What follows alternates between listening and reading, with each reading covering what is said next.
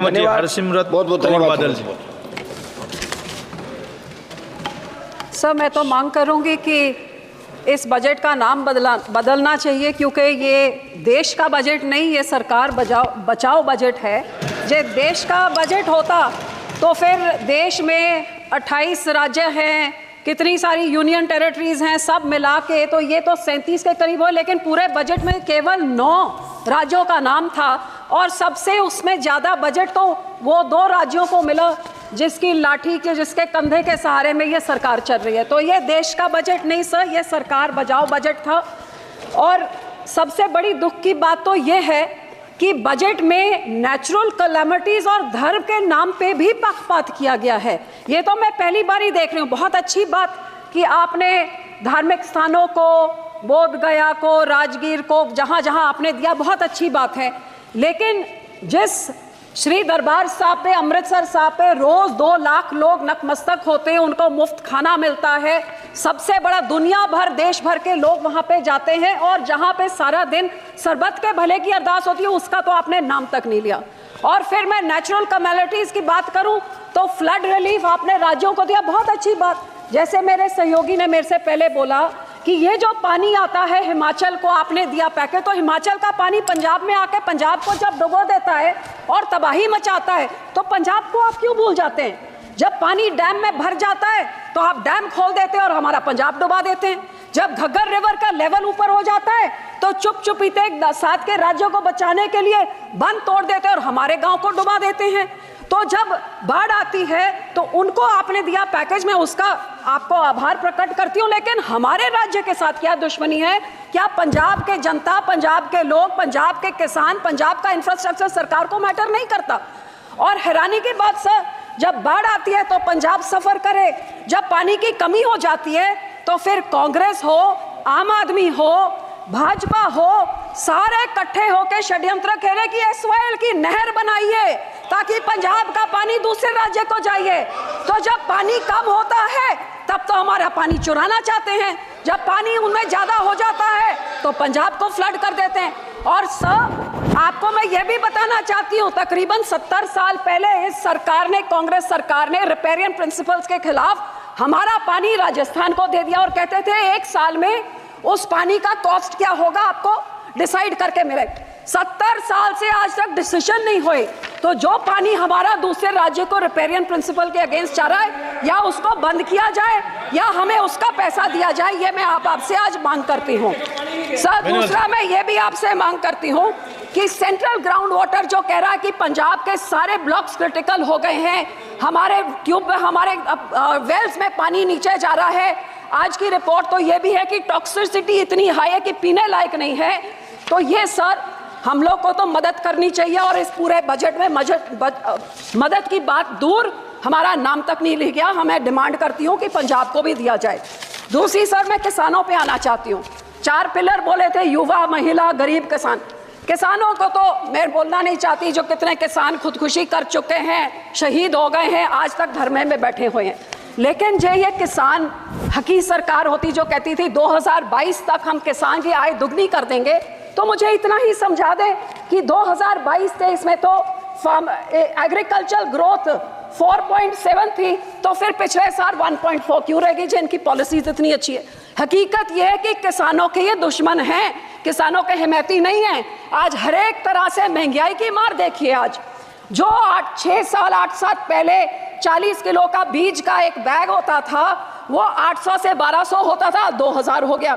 DAP 3 गुना बढ़ गई कीमत, पोटैश 900 से 1700, जो लेबर का कॉस्ट होता था वो भी 3 गुना हो गया, जो हार्वेस्टिंग के लिए होता था वो भी 3 गुना हो गया, जो मशीनरी की रेंटल होती थी, डीजल आपने 47 से 90 कर दिया, तो वो आप सोच ले कहाँ तक। सो जहाँ किसान को रिलीफ देनी थी, उसमें रिलीफ क्या दी? मनरेगा में 0 इंक्रीज। लोग सोचते थे आप बढ़ाएंगे, अमाउंट बढ़ाएंगे, दिन बढ़ाएंगे, 0। क्रॉप इंश्योरेंस क्रीप को -2.6% उसके अमाउंट में कटौती करी। यूरिया सब्सिडी में -7.4 की कटौती। न्यूट्रिएंट बेस्ड सब्सिडी में -25% कटौती। गरीब कल्याण योजना का बजट 3.3% घटा दिया। किसान सम्मान निधि का 10% घटा दिया। 18 से 22 तक जितने फार्मर्स कवर्ड अंडर पीए फसल बीमा योजना या सबका 8-9% उनका कट गया। और पंजाब की जब मैं बात करूं तो पंजाब की बेनिफिशियरी जो पीएम किसान निधि में थे और आवास योजना 2018 से घटते ही जा रहे हैं सर।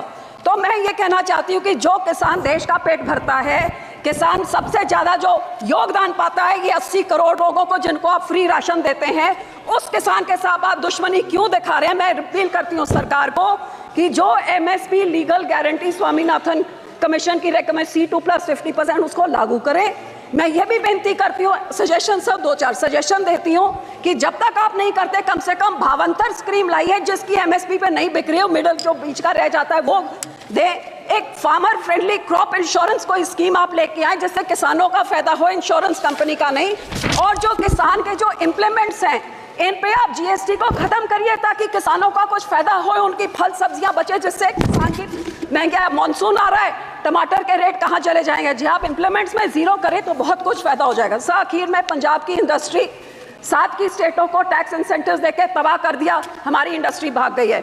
मैं सिर्फ इतनी बेनती करती हूँ कि FN साहब लुधियाने गए थे, वो मंत्री बनी बैठे हैं अब, वहाँ पे लुधियाने गए थे जहाँ पे उन्होंने MSME इंडस्ट्री को बोला था कि जो अमेंडमेंट 43B जिसमें मैंडेट किया जाता है कि 44 डेज में आप पेमेंट करिए नहीं तो आपके जो टैक्स इंसेंटिव फॉरफिट हो जाते हैं, वो इस बजट में उन्होंने नहीं किया। वो बहुत देख रही थी कि इंडस्ट्री करे। सर 2 मिनट, जो हमारी साइकिल इंडस्ट्री है, जो हमारी स्पोर्ट्स इक्विपमेंट इंडस्ट्री है, मैं आपको बेनती करती हूँ इंसेंटिव इंटरनेशनल बॉर्डर पाकिस्तान के साथ 2019 से हमारा वाघा बॉर्डर बंद कर दिया है, बहुत नुकसान हुआ है।